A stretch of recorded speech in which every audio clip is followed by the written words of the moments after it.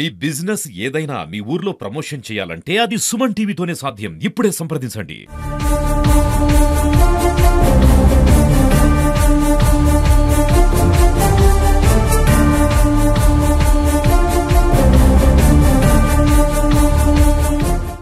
నమస్తే, welcome to Suman TV Warangal. నేను మీ స్వాతి బచ్చు. ఇప్పుడు నేనుంది పోస్ట్ మార్టం దగ్గర అండి. వరంగల్ లో క్రైమ్ రేట్ బాగా పెరుగుతుందన్న విషయాన్ని మనం గమనించి తీరాల్సిందే, ఒప్పుకొని తీరాల్సిందే అని చెప్పాలి.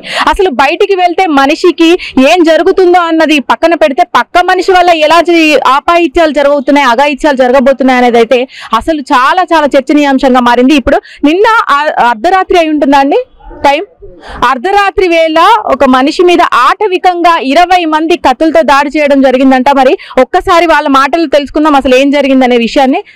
ఏం జరిగిందండి మేడం? మా సాయి అనే అబ్బాయి వరంగల్ పోయి వస్తుంటే కిరాణా షాపు కాడ మన నవీన్, రాయేష్, నవీన్ వాళ్ళ ఇద్దరు అన్నలు, ఒక అన్న ఒక తమ్ముడు కలిసి అక్కడ షాప్ దుకాణం కాడ పండబెట్టి తొక్కిళ్ళు, రాట్లతో కొట్టిళ్ళు. అంటే ఇదేమన్నా సీసీటీవీ ఫోటోస్ లో అట్లా ఉండిందా? ఉన్నాయి మేడం, సీసీ ఫోటోస్ ఉన్నాయి. నేను అక్కడికి పోయే వరకు మా అల్లు మొత్తం రక్తం అంతా కారుతా అని ఆపిన ఆగుతలేరు వాళ్ళు. అంటే ఇంతకు ముందు ఏమైనా పగలు ఉండినాయా వాళ్ళకి? ఇంతకుముందు ఏం పగలు మేడం, ఇంతకుముందు అయితే పగలు. ఒకేసారి ఎలా అటాక్ చేస్తారు? అయితే వాళ్ళు రెండు ఇద్దరు కలిసి బర్త్డే కడిగి వెళ్ళాట. అయితే ఆయన ఏం చేసిందంటే వాళ్ళ అన్నకు చెప్పి గలవ పట్టుకున్నాం అన్నయ్య అని చెప్తే వాళ్ళ అన్న వాళ్ళ దోస్తులను పిలిపించి నవీన్ అనేటైనను వీళ్ళ అన్నదమ్ములను అందరిని పిలిచి ఆ షాప్ దుకాణం కాడ కొట్టిండు. చనిపోయిన ఆయన పేరేమన్నా? సాయి. సాయి అతను పొడిచిన ఫస్ట్ అటాక్ చేసింది ఎవరు? నవీన్, రాయేష్. వీళ్ళందరూ కూడా అక్కడనే ఉంటారు, వాళ్ళ ఇల్లు ఆనే ఉంటాయి పక్కకి. రోడ్డు ముందు చూసింది అంటే అక్కడ చాలా మంది ఉన్నారు మేడం. నిల్లైతే అంటే మేము వెళ్ళాము. ఎన్ని గంటల ప్రాంతంలో జరిగింది? 7:30. అంటే రాత్రి నార్మల్ గా కిలావరంగల్ అంటే ఎప్పుడు కూడా రష్ గానే ఉంటది కదా. ఆ రాత్రి వేళ అయితే 7:30కే ఎవరు పడుకోరు కదా.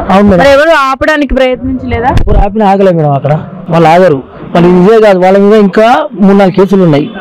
3-4 కేసులు ఉన్నాయి వాళ్ళ మీద. అటెండ్ మట్టు కేసులు వాళ్ళ మీద 3-4 కేసులు ఉన్నాయి. ఇదే అదుచుతా ఒకటి కొట్టుడు పోయినట్టున్నది, ఇంకో 2 ఉన్నాయి మేడం వాళ్ళ మీద. మరి చూసిన వెంబటే పోలీసులకు ఫిర్యాదు చేశారు కదా, వచ్చి ఇంటరాగేషన్ చేశారా?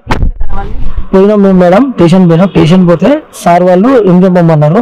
ఎంఎంఏ వచ్చినాక తర్వాత వాళ్ళు చూతా వచ్చి ఎంక్వైరీ చేసారు పోలీసులు. చూతా వాళ్ళు లేరు, ఇళ్ళల్లో తప్పించుకుని అందరు పరారు అయిపోయింది. నైట్ పరారు అయిపోయింది మేడం. అంటే సపోర్ట్ చేసింది 20 మంది, పొడిచింది మాత్రం 2. పొడవలే మేడం, రాడ్లతో కొట్టారు. ఏంటది? రాడ్లతో కొడితేనే చనిపోయాడా? ఓకే. మరి వాళ్ళందరూ కూడా సపోర్ట్ చేసినట్టే కదా వచ్చిన వాళ్ళందరూ కూడా? ఎవరికి మేడం? ఇప్పుడు 20 మంది ఈ రాడ్లతో కొట్టడం అందరూ చేశారా, లేకపోతే ఒకరిద్దరు? అలా ఒక 7 మంది ఉన్నారు మేడం. 7-6 మంది ఉన్నారు మేడం అక్కడ కొట్టినవారు. మళ్ళీ వాళ్ళ ఇంట్లో వాళ్ళకి చెప్పారా? ఇప్పుడు మృతి చెందిన వాళ్ళ ఇంట్లో వాళ్ళకి చెప్తున్నాం కానీ మృతి చెందిన మా బావ వీళ్ళ కొడుకే. కొడుక అండి. ఇంతకు ముందు ఎప్పుడైనా అంటే వాళ్ళు ఇంటికి వచ్చారా ఏదైనా గొడవలు చేయడానికి? గొడవలు చేయడానికి రాలేదు. మీకు ఒక్కడే కొడుక? ఒకడే కొడుకు, ఒక బిడ్డ. మీ కొడుకు ఎప్పుడైనా ఏదైనా గొడవలకు వెళ్ళడం అట్లాంటివి? అసలు ఏం లేదు, దారికి లేదు, ఏం లేదు మేడం. ఏ లేకున్నా అని అది అత్త అంటే వాళ్ళ దారిలో చూసి కొట్టింది. ఏ కారణం లేకుండా అనేది అయితే మీ దృష్టిలో ఉండింది. పోలీసులు ఏమంటున్నారు మరి ఇప్పటి వరకు? మీకు ఏమని చెప్పారా? అదేం చెప్తున్నారు. మీరు ఏం కోరుకుంటున్నారు? అంటే న్యాయం జరగాలని మీ కొడుక్కి అసలు ఏం కోరుకుంటున్నారు? న్యాయం జరగాలి, న్యాయం జరగాలి. నా కొడుకు ఎట్లా చనిపోయిందో వాళ్ళకి శిక్ష పడాలి, వాళ్ళకి గురి చేయాలి. మీరు కిలావరంగల్ అంటే ప్రాంతం అంటే కొంచెం వెనక్కి ఉంటుంది కాబట్టి ఇట్లాంటివి చాలా వింటుంటాం మనం ఆ న్యూస్లు అనేవి. అంటే పెట్రోలింగ్ ఎప్పుడైనా వస్తూ ఉంటుందా? పోలీసులు తిరగడం కానీ రాత్రి ఎప్పుడు లేదు? ఎప్పుడు లేదు. గ్యాంగ్ షీటర్ గానీ ఇట్లాంటి రౌడీజం గానీ ఉండిందా ఇది వరకు ఎప్పుడైనా ఆ ప్రాంతంలో? వాళ్ళే ఎప్పుడు కూడా వాళ్ళే ఉంటారు. ఎవరు తిరగడు, వాళ్ళు ఎవరినైనా కొట్టగలుగుతారు. వాళ్ళు పిలిస్తే అందరు చాలా మంది వస్తారు. వాళ్ళకి అంత బలం ఉన్నాడు. మేము విన్న ప్రకారం అంటే కొన్ని ఈవెంట్లు చేస్తుంటారు అక్కడ, గ్యాదరింగ్ లో ఈవెంట్లు చేస్తూ ఉంటారు, వాళ్ళే ఎక్కువ మంది గ్యాదర్ అవుతూ ఉంటారు అని చెప్తున్నారు. అది నిజమేనా? రీసెంట్ గా కూడా ఇది ఈవెంట్ అయింది కదా కిలావరంగల్, వాళ్ళు కూడా ఉన్నారా? సంబంధం లేదు. విన్నారు కదండి. అంటే ఈ దుర్ఘటనకి ఇంకా ఇంటరాగేషన్ అయితే జరుగుతుంది, పూర్తి వివరాలు అయితే తెలియాల్సి ఉంది. బట్ ఏంటంటే వరంగల్కి వచ్చేసరికి ఇంత భయభ్రాంతులకు గురవలసిన అవసరం ఎందుకు వస్తుంది, మరి ఎందుకు పెరుగుతున్నాయి నేరాలు అనేది అయితే తెలుసుకోవాల్సిన అవసరం ఉంది. ముఖ్యంగా పోలీసులు దీని మీద నిఘా పెట్టాల్సిన అవసరం ఉంది. భయం లేకుండా పోతుంది అనేది అయితే చాలా వరకు నిజం, నిక్కచ్చిగా చెప్పాల్సిన విషయం అనేది చెప్పాలండి. ఎందుకంటే గ్యాంగులు పెరిగిపోతున్నాయి, అటు డ్రగ్స్ విషయానికి వస్తే ఇటు గంజాయి విషయానికి వస్తే ప్రతి వాడలో కూడా ఇదే ఒక రచ్చ అనేది అయితే మొదలైపోయింది. ఒక గ్యాంగ్ వార్ లాగా ఏర్పడడం, వాళ్ళకి సంబంధించినవే వాళ్ళే చూసుకోవడము, పోలీసుల వరకు వెళ్ళకపోవడం ఆ గొడవలు, దాంట్లో చాలా చాలా కోపానికి గురైపోయి ఒకరికొకరు ఇలా హత్యలకు గురి చేయడము, అలాంటి విషయాలు అయితే చాలా వింటున్నాం కదా క్రైమ్ రేట్ అనేది. ఏదేమైనా ఈ వార్తకైనా కూడా ప్రభుత్వం ముందుకొచ్చి కనీస న్యాయాన్ని నిందితులకు జరిగేలాగా చేయాలని మనస్ఫూర్తిగా కోరుకుందాం. ఇంకా వివరాలు రావాల్సి ఉంది. పోస్ట్ మార్టం దగ్గర బాడీ ఉండడం జరిగింది. ప్రస్తుతం నేను బాధితుడి ఇంటి దగ్గర ఉన్నానండి. ఒక్కసారి వాళ్ళ మదర్ తో ఒకసారి మాట్లాడే ప్రయత్నం చేద్దాం.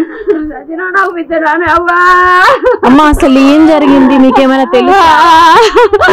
మా తమ్ముని కొడుకు గిట్ల అయింది అనగానే మేము వచ్చినాం, మాకేం తెలియదా? మీరేమవుతా మేనత్తనైతా గిట్ల అయింది అనుకోలేదా? అసలు అంటే ఇదివరకు మీకు తెలుసు కదా బాబు, మరి చిన్నప్పటి నుంచి చూస్తున్నారు కదా, ఏదైనా గొడవలు ఉండదు.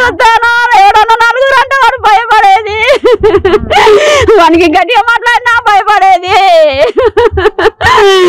ఏంటి అడుగుకునేది. అసలు ఈ గొడవ కారణం ఏమనుకుంటున్నారు? తరం చూసే ఏం చేసిల్లో నావు సాయి సొంతక్కనా? దాంట్లోకి న్యాయం కాదురా సాయి. మీరు మదరా? అసలు చిన్నప్పటి నుంచి చూస్తున్నారు కదండి, ఏదైనా గొడవలకు వెళ్ళేవాడు? వెళ్ళిపోయేదమ్మా, ఎవరికి వెళ్ళిపోయేది. దోస్తులతో కూడా మంచిగానే పుట్టినరోజులకు అటు ఇటు పోయి మంచిగానే వచ్చేది, మంచిగానే వచ్చేది. ఈ తక్కువ ఏదో చిన్న గొడవ అయ్యి మళ్ళీ అక్కడ డౌన్ లెప్ ఏదో దుకాణంలో కొనుక్కరావడానికి ఏమో పోతే వాళ్ళ ముగ్గురిని తీసుకొని వచ్చి ఈ అబ్బాయిని కొట్టిపించి ఇట్లా మొత్తం ఏడుకాడికి చేతులు తీసినట్టు, కండ్ల కంచెలు ఇవన్నీ గుద్దిలట, మొత్తం కమిలినట్టు ఏడుకాడికి అట్లా చేసిండు వాళ్ళు నలుగురు కొట్టి. మీ అబ్బాయి వయసు ఎంత? 22-23 ఉంటాయి. ఆ అబ్బాయి వయసు కూడా అంతే ఉంటాయి. మరి మీకు మీ అబ్బాయికి అబ్బాయికి ఎప్పుడన్నా గొడవ చేయడం చూసారా? అయితే మొన్న ఒక్కసారి చిన్నగా గొడవ అయిందట. ఒక చిన్న గొడవ అయితే వద్దురని అందరు తమ్ముళ్ళలాగా ఉండాలి, కొట్టుకోవద్దు తిట్టుకోవద్దు, ఎవరైనా బయట అయితే మనం ఉరికిపోయి అట్లా అనద్దు కొట్టుకోవద్దు అని చెప్పి అట్లా ఉండాలరా అంటే, నిజమైన అక్క, సరే అక్క, అయితంతి అక్క అని అన్నాడు. ఇక వాడు అక్కడ దుకాణాలకు దేనికో పోయేరకు వాళ్ళని పిలిపించి ఫోన్లతో పిలిపించి ఈ కొట్టిండు ఇట్లా ఏడుకాడికి కమిలిటట్టు.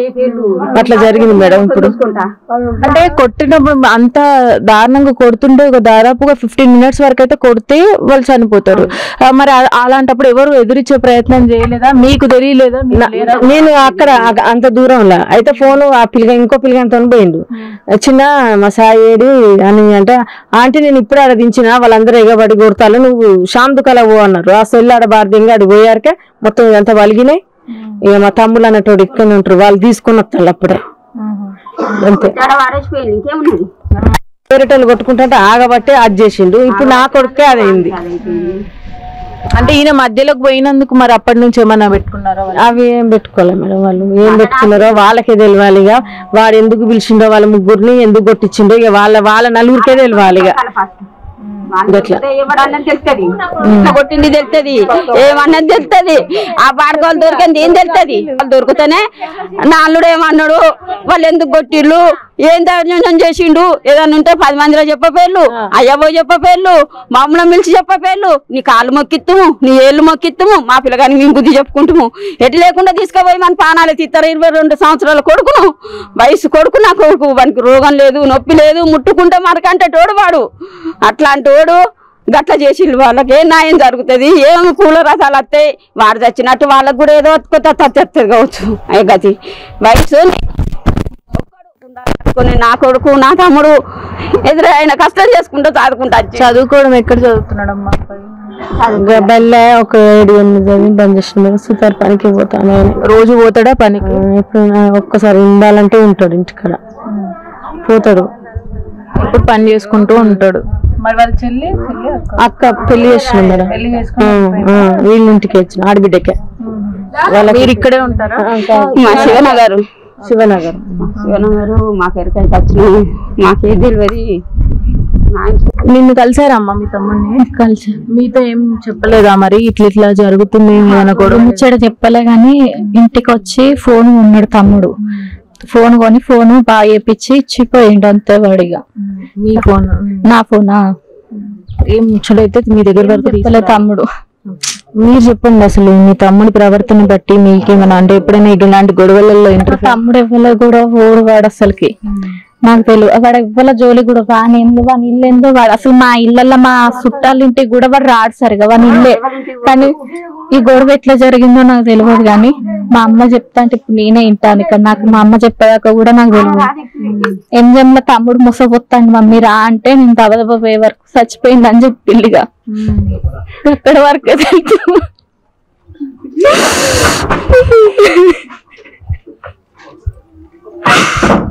మరి ఈ పక్కన తనతో మీకేమన్నా ఎప్పుడన్నా తెలుసా, పరిచయం ఉంది? మాటలు చిన్నప్పుడు మాట్లాడేది, ఇప్పుడు పెళ్ళైన కంచి వాళ్ళు అన్నట్టుగా పెళ్ళయింది కాలే. మేము చిన్నప్పుడు ఉన్నప్పుడు క్లోజ్ ఉండేది, ఇప్పుడు పెళ్ళైన కంచి మాట్లాడము అన్నట్టు. వీళ్ళు మా తమ్ముడు వీళ్ళు మంచిగా క్లోజ్ ఉంటారు. వాళ్ళే ఎందుకు అట్లా చేసిల్లో నాకు కూడా అర్థమవుతుంది. వీళ్ళకి సంబంధించిన వాళ్ళు ఎవరైనా ఉన్నారా ఇంట్లో?